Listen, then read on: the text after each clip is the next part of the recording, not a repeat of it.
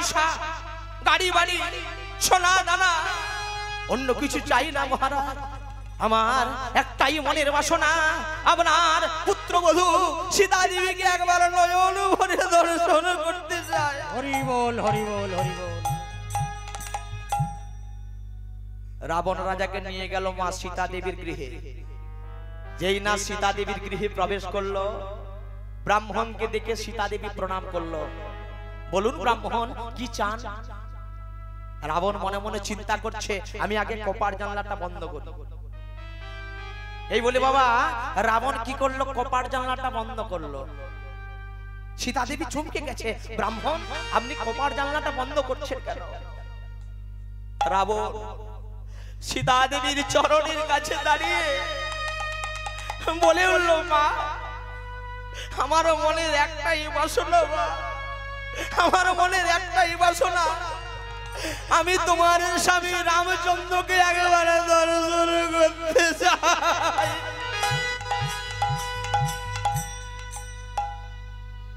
যেই না বলেছে, প্রভু রামচন্দ্র শুনতে পেয়ে ছুটে এলো, ব্রাহ্মণ ঠাকুর আমার কৃপা পেতে গেলে আপনাকে আগে সীতার কৃপা পেতে হবে। দেখবেন প্রকৃত আগে কৃষ্ণকে ধরতে গেলে আগে কার কৃপা চাই? রাধার কৃপা। শক্তি না, শক্তির কৃপা না হলে, নারীর কৃপা না হলে পুরুষের কৃপা পাওয়া যায় না। আগে চাই নারীর কৃপা, আগে চাই সীতার কৃপা। বলে কোন দিন পাবো? বলে আর বাকি আছে 11 মাস। 11 মাস পরে আমি যাব 14 বছরের জন্য বনবাস। সেদিন আপনি এক কাজ করবেন, সাধু বেশ ধারণ করে সীতা দেবীকে হরণ করে নিয়ে যাবে। তাহলে মা রামচন্দ্র যদি না কথা দিত রাবণকে, বলুন তো রাবণ কি পারত?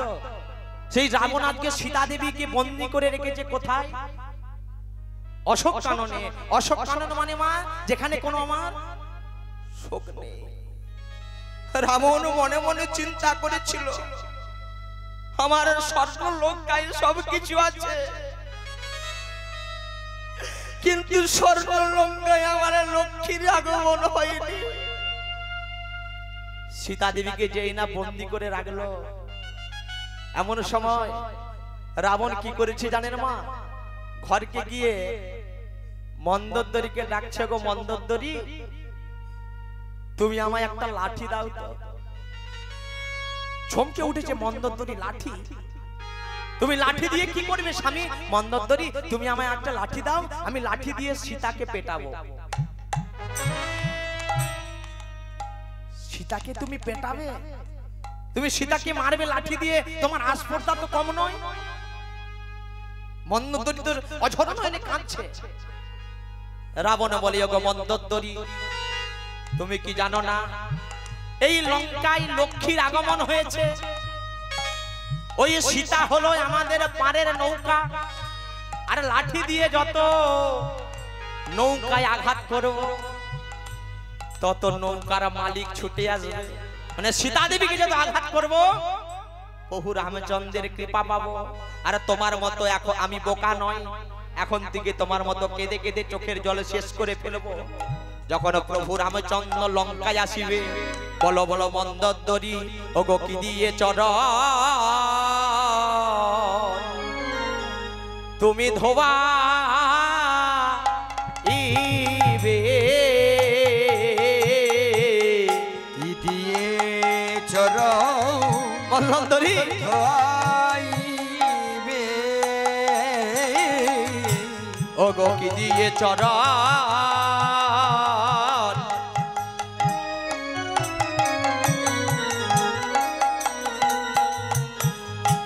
তুমি ধোবাইবে,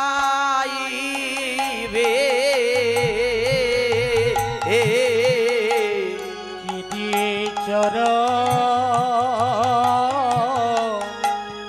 ধোয়াইবে,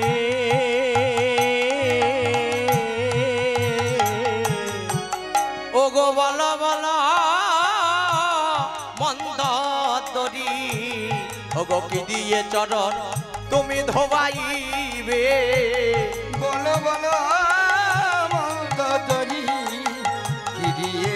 চরণ ধোয়াইবে ভোগ বল বল মন্দরি তুমি কি দিয়ে চরণ ধোয়াইবে বল বল মন্দরি কি দিয়ে চরণ ধোয়াইবে ওগো প্রভু যখন লঙ্কায় আসিবে চরণ ধোয়াইবে ওগো বল বল মন্দরি কি দিয়ে চরণ ধোয়াইবে তখন নয়ন জলার থাকবে না গো কি দিয়ে চরণ ধোয়াইবে ওগো নয়ন জল সব ধুয়ে যাবে কি দিয়ে চরণ ধোয়াইবে ওগো নয়ন জলার থাকবে না গো কি দিয়ে চরণ ধোয়াইবে ওগো বলো বলো মন্দরি কি দিয়ে চরণ ধোয়াইবে ওগো বলো বলো মন্দরি কি দিয়ে চরণ ধোয়াইবে একবার প্রেমানন্দে হরি বলো কি দিয়ে চরণ ধোয়াইবে প্রেমানন্দে হরি বলে কি দিয়ে চরণ প্রেমানন্দে হরি বলে কি দিয়ে চরণ ধোয়াইবে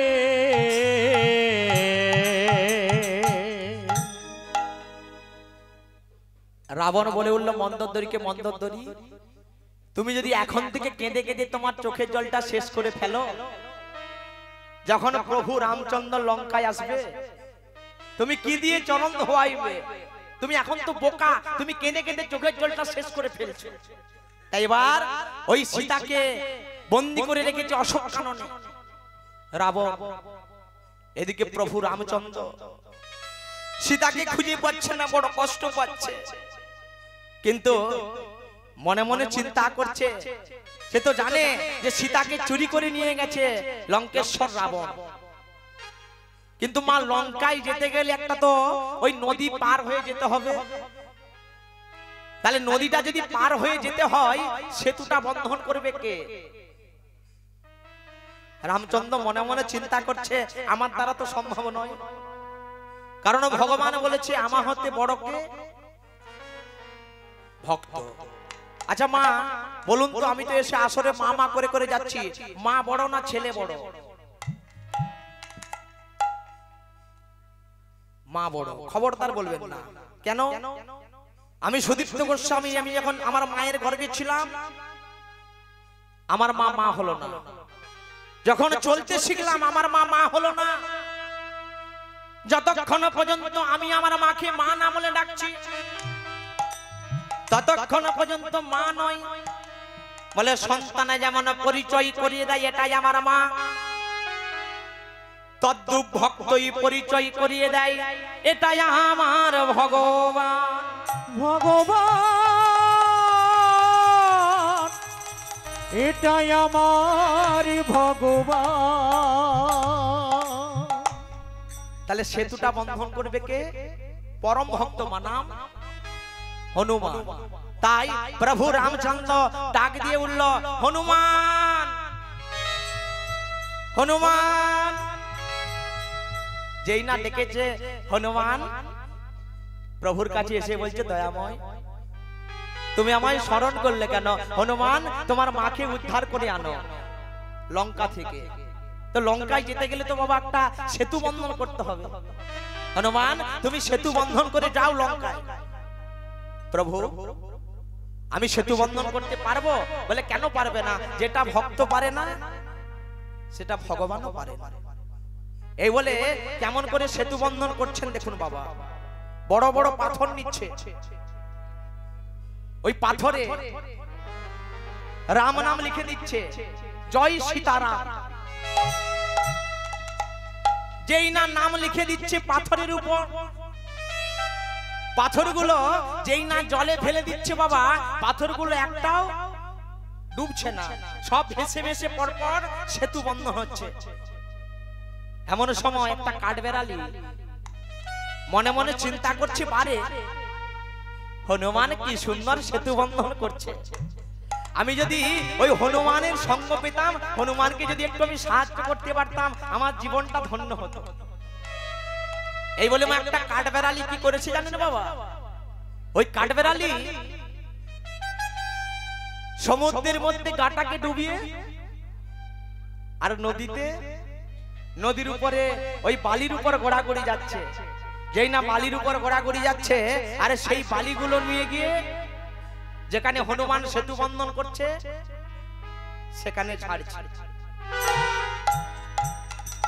এটা দেখে বাবা হনুমান একটু রাগ হলো, বাড়ি বাহ, একটা কাঠবেড়ালি কিনা আমার কাজে সাহায্য করছে, আমার তো ভালো করে কাজ করতে দিচ্ছে না, উপরন্তু কাজে বাধা দিচ্ছে।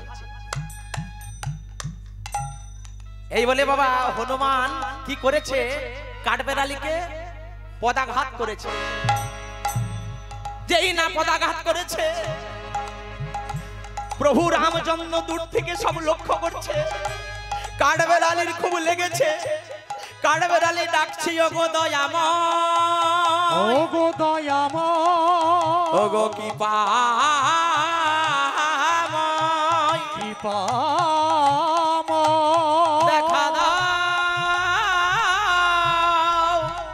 ওগো কৃপাময়, দেখা দাও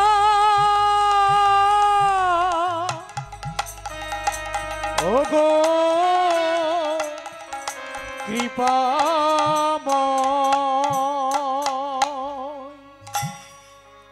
যেই না কাঠবেড়ালি ডেকেছে, প্রভু রামচন্দ্র আর থাকতে পারলো না। রামচন্দ্র কাঠবেড়ালিটাকে তুলে পিঠে হাত বুলাচ্ছে। বাবা দেখবেন কাঠবেড়ালির ওই যে পিঠে যেটা দাগ, প্রভু রামচন্দ্র হস্তপরশ করেছিল। ওরে কাঠবেড়ালি, তোকে হনুমান খুব মেরেছে না রে, তোর খুব লেগেছে, বল তোকে যে হনুমান এরকম করে মেরেছে, বল আমি হনুমানকে কি শাস্তি দেব? কাঠবেড়ালি বলে দয়াময়, হনুমানকে এই শাস্তি দাও, হনুমান যেন আমায় বারে বারে লাথি মারে, বারে বারে লাথি মারে। প্রভু রামচন্দ্র চমকে গেছে, বলে কাঠবেড়ালি তোকে হনুমান লাথি মারলো, তুই বলছিস যেন বারবার মারে?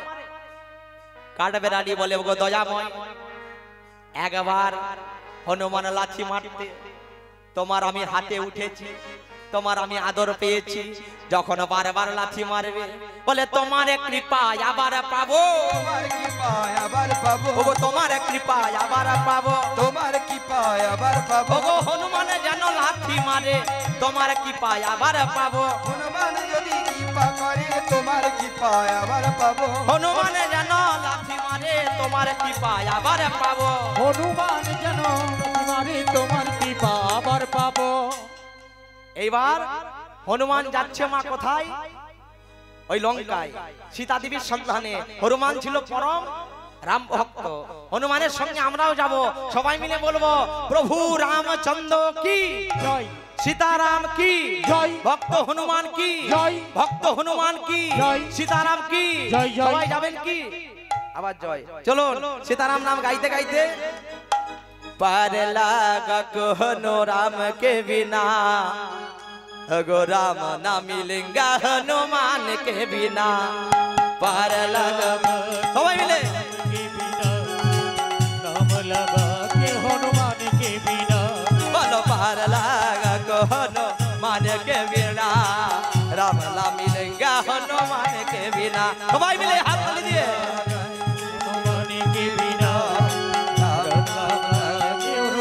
के बिना, बोलो पार लागा हनुमान के बिना, राम ना मिलेगा हनुमान के बिना, पार लगा के हनुमान के बिना, राम न लगा हनुमान के बिना, बोलो पार लागा हनुमान के बिना, राम ना मिलेगा हनुमान के बिना, पार लाग मेरी राम के बिना, राम ना लाग मेरी राम के बिना, बोलो पार लागा हनुमान के बिना, राम ना मिलेगा हनुमान के बिना, हमारे मिले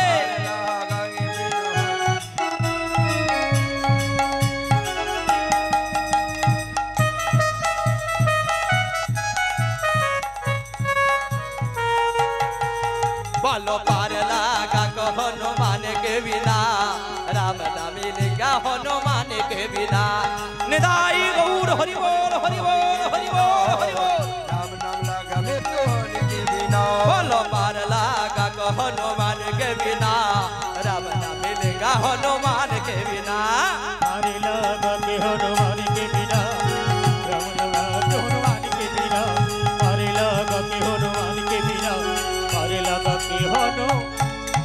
কে বিনা। এই মনোরম পরিবেশে এবং এই হরিমন্দিরের সুসজ্জিত মঞ্চে এই সুদীপ বাবুর কণ্ঠে হরিনামে সন্তুষ্ট হয়ে নলপা থেকে আগত রঘুনাথ সিংহ মহাশয় এনার নৃত্যে এবং এনার কণ্ঠের গানে সন্তুষ্ট হয়ে 200টি টাকা পুরস্কৃত করছে। আর ঠাকুরপাড়া থেকে আগত পল্লব সিংহ 200টি টাকা দিয়ে পুরস্কৃত করছে। সুদূর বাঁকুড়া থেকে আগত কমলা ফুপু 500টি টাকা দিয়ে পুরস্কৃত করছে। নিতাই গৌর প্রেমানন্দে হরি বল হরি বল হরি বল। বল পার লাগা হনুমান के बिना राम न मिलेगा हनुमान के बिना। पार लगा के हनुमान के बिना राम लगा के हनुमान के बिना। बोलो पार लगा हनुमान के बिना राम न मिलेगा हनुमान के बिना। उलूध्वनि मारा उलूध्वनि। बोलो पार लगा हनुमान के बिना राम न मिलेगा हनुमान के बिना।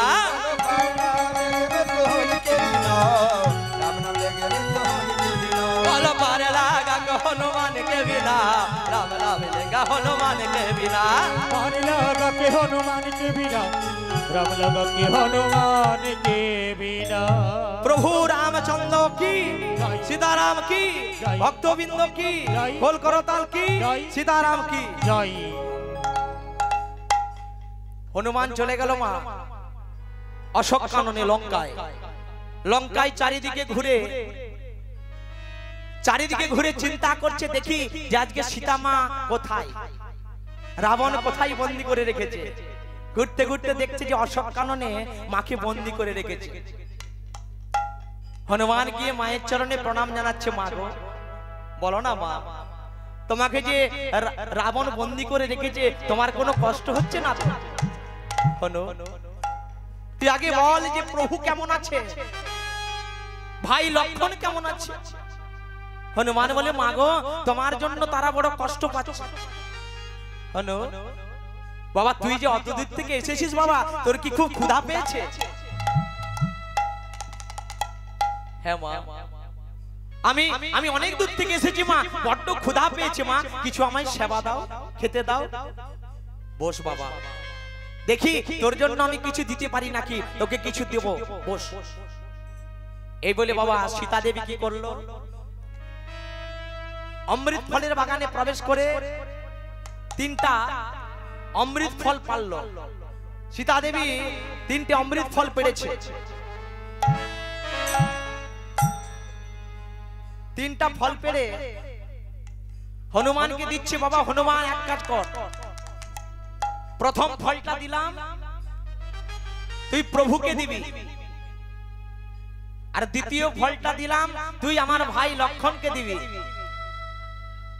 দুটো হলো বাবা, আর বাকি আছে একটা। বলে এই যে শেষ ফলটা, তৃতীয় ফল, এই ফলটা তুই নিজে সেবা করবি। হনুমান মনে মনে চিন্তা করছে, মাগো ওই একটা ফলে আমার উদর পরিপূর্ণ হবে না মা, তুমি যে 3টা ফলে দিয়েছ ওই 3টা ফল আমার খুব প্রয়োজন, নাহলে আমার ক্ষুধা নিবারণ হবে না। এই বলে পরম ভক্ত হনুমান ওই প্রভু রামচন্দ্রের জন্য যেই ফলটা দিয়েছিল ওই ফলটাও সেবা করেছে,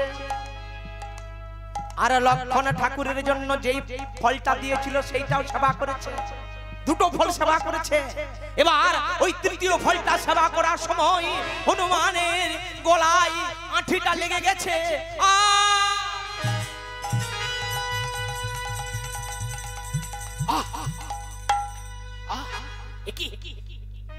কি সর্বনাশ, আমি তো এই আঁঠিটাকে আর ফেলতে পারলাম না, এই আঁঠিটা আমার গলায় লেগে গেল, কি হবে? সীতা দেবী ছুটে এলো, হনুমান বাবা তুই এরকম করছিস কেন? বলে মা গো তুমি যে 3টা ফল দিয়েছিলে, একটা ফল প্রভুর জন্য, একটা ফল ভাই লক্ষণের জন্য, একটা ফল আমার জন্য মা, আমি সেই 3টা ফলই খেতে গিয়েছিলাম। তিনটা ফলের মধ্যে দুটো ফল খেয়েছি আর একটা ফলের আঁঠি আমার গলায় লেগে গেছে, কি হবে উপায়? বলে হনুমান তুই এক কাজে কর, ওই আঁঠিটা বেরিয়ে যাবে, তুই রাম নাম জপ কর, তবে ওই গলা থেকে তোর আঁঠিটা বেরোবে। কারণ ভগবান বলেছে আমা হতে ভক্ত বড়, ভক্ত হতে তার নাম বড়। তাই এবার হনুমান রাম নাম জপ করছে, জয় রাম সীতারাম। সবাই গাইব রাম সীতারাম, জয় রাম সীতারাম, জয় রাম সীতারাম। ওগো দশরথ নন্দন নব ঘন শ্যাম, দশরথ নন্দন নব ঘন শ্যাম, ওগো দশরথ নন্দন নব ঘন শ্যাম, দশরথ নন্দন নব ঘন শ্যাম। জয় রাম সীতারাম। নিতাই গৌর হরি বল, হরি বল। রাম সীতারাম, জয় রাম সীতারাম, জয় রাম সীতারাম, জয় রাম সীতারাম। যেই না রাম নাম জপ করলো বাবা, নামের এমন গুণ যে নামের গুণে শলা জলে ডুবে, শিলা জলে ভাসে। যেই না রাম নাম জপ করলো, ওই আঁঠিটা বেরিয়ে গেল। তখন সীতা দেবী আশীর্বাদ করলো, ওরে হনু তুই এত কষ্ট করলি, কষ্ট করে এসেছিস বাবা। বলে মা তুমি আমায় আশীর্বাদ করো, ওই আঁঠিটা যেন ভগবানের সেবায় লাগে। তখন আশীর্বাদ করলো সীতা দেবী, ওরে হনু যে আঁঠিটা তুই ফেলে দিলি, ওই আঁঠি থেকে সৃষ্টি হবে আম্র গাছ। ওই আম্র গাছের আম্র শাখা প্রত্যেকটা দেবদেবীর শুভ কাজে লাগবে। ওই জন্য দেখবেন মা, ওই কোন পুজো করুন, পঞ্চমল্লব যদি নাও থাকে, শুধু আম শাখা দিলেই হবে। ওই জন্য আজকে সে আম্র শাখা দিতে হয়। কেন? ভক্তের আনা শাখা। তাই আজকে অদ্বৈত আচার্য ওগো তাহি দিয়েছে আমার শাখা, তাই দিয়েছে আমার শাখা, ওগো তাহি দিয়েছে আমার শাখা, তাই দিয়েছে আমার শাখা, ওগো ভক্তের আনা শাখা বলে তাহি দিয়েছে আমার শাখা। ভক্তের